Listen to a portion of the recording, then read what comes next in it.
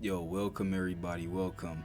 You are tuning in to the Red Dragon Archive right now. So for everybody that's going to keep it here and keep it locked and actually mess around with the podcast or video, so to speak, go ahead and hit the like button. And first thing I would like to say, I'm not here to convince anybody that the earth is flat. I'm going to say it one more time. I'm not here to convince anybody that the earth is flat. I'm not here to argue with the Globe Earth Society. Three, I would like to say I am a believer of the flat earth, and that if the earth isn't flat, I no longer believe that the earth is a ball. I do want to open the discussion up about flat earth or the idea of flat earth. So that's what I would like to do here. That's what I'm trying to do here. Now, if you somebody that believe in the globe and you've been following, I clearly understand if this is the final straw for you or something like that. Like, look, I can no longer follow this channel. This channel is very dimensional over here. So once again, I've explained in my intro of my channel that y'all might be getting into some conspiracy theories, which I don't believe conspiracy theories, which I go into a whole nother, that's a whole nother thing. Anytime facts is being presented, it's not a conspiracy. So, with that being said, I just want to say to the Flat Earth family, I'm not going to claim that I'm a part of the Flat Earth family, but I'm definitely walking with the Flat Earth on a lot of things. So, with that being said, let's just hop straight into it. First off, I would like to bring up Admiral Byrd. Hopefully, I said his name right. Maybe not. But most likely, you know who he is if you definitely inside Flat Earth. And that's why I commend a lot of Flat Earthers. Simply because they do so much deep research and look at so much things in depth when it comes to really trying to figure out. Nobody is here to say we want the earth to be flat just so we can say the earth is flat. They're just to argue. I'm here to debate, but not argue. There's a difference. Nobody is here trying to mess up the social structure of the world and be like, hey, we want people to believe this just for whatever. It's like we just want the truth to be out, and if this the damn truth, then why can't it be out? Simple as that. So Admiral Byrd, a lot of people, mainly the Globers, most likely wouldn't even know about him until Flat Earth said something about him. And then the fact that they go in and look at, Admiral Byrd's interviews and all of a sudden trying to, do research on him all of a sudden. I would say this. There are people out there that so-called want to debunk this whole argument, but it's like, listen to what he's saying and look at the facts.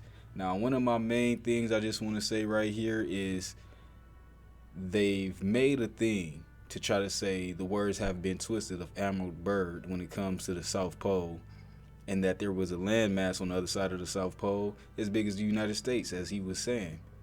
Now, my only thing I'm questioning, because that's what we do here at Red Eyes, I'm just questioning this. This is to anybody, Flat Earth, Globe Earth. If any one of y'all feel like y'all want to act, go ahead. This is the question. How the hell is his comment misrepresented?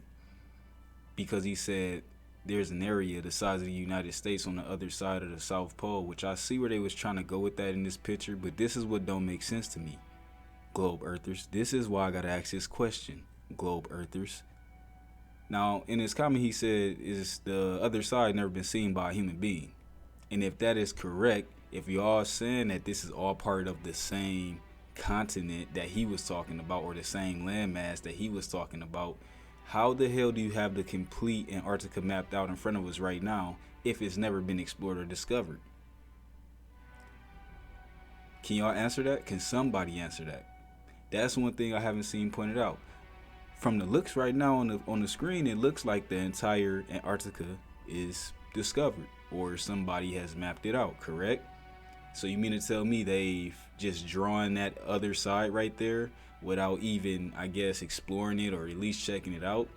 Another thing I would like to mention is, if y'all have to really, really go listen to this interview that he had, seriously listen to it. In there, he talks about, and from my understanding, he talks about how they've pretty much asked him, is private exploration a thing of the past now? Is it all about to be government? So what does that tell you? That tells you that the government honestly didn't care what was going on with Antarctica until explorers like Mr. Bird went there and obviously either came across something, seen something, which would be the other side that he said of the South Pole that has not been discovered. Mainly, probably most likely meaning if we're talking about Antarctica being the South Pole, he could have just meant Antarctica. But I'm going to be fair, I'm going to let y'all have that. I won't go too deep in on that. But let's just say the other side that haven't been explored. And he goes on to say there's even a mountain there that retains or has some type of there was something about the cold and all that, and this mountain didn't have snow on it. He said it didn't have snow on it. All this is inside of his interview. If y'all really go listen to that interview and listen to it carefully, I feel like Mr. Bird, he wasn't even thinking. He wasn't even thinking about globe. He was just probably so into the science and so into the discovery and the exploration of Antarctica. He wasn't even probably most likely even thinking about what he was saying made logical sense on the actual globe. And another thing I would like to point out is they've already had the globe since what, the 1400s? If they already had the globe since the 1400s, Mr. Bird was born in the 1800s. That's when he was born. Yet alone, that takes what? Let's say, I don't know when he started. I didn't do that much research on Mr. Bird's life. But whenever he started to get to the, be able to become a pilot and fly a plane and, go on his expeditions or whatever, that had to take years. So let's say he would have started 25 or whatever, 30, even if it was 30 years later. So all that time added on to within the 1800s. Well, he was born 1888. So with that being said, that was 1900s right around the corner. So you've known, or how they proclaimed to have the entire globe mapped out already. That would have let you know right there that they figured they had everything mapped out. They figured they had everything known, all this and that. And they probably was too perfected.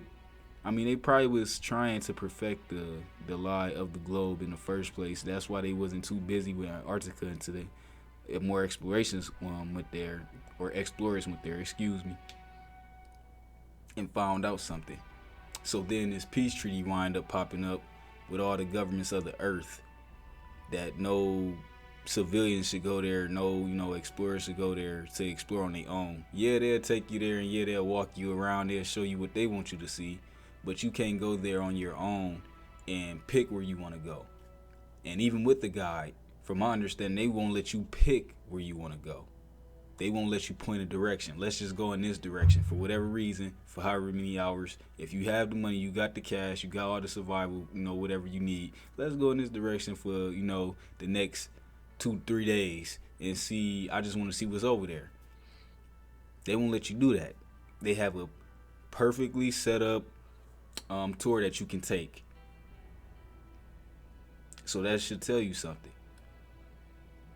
And people thought that they had it they had this down to a science because he said something about the North Pole consists of an ocean that's 10,000 feet deep, and the South Pole consists of the ice shelves 10,000 feet high. And he also stated that there are some points that the ice shelves go up 14,000 feet high or something like that.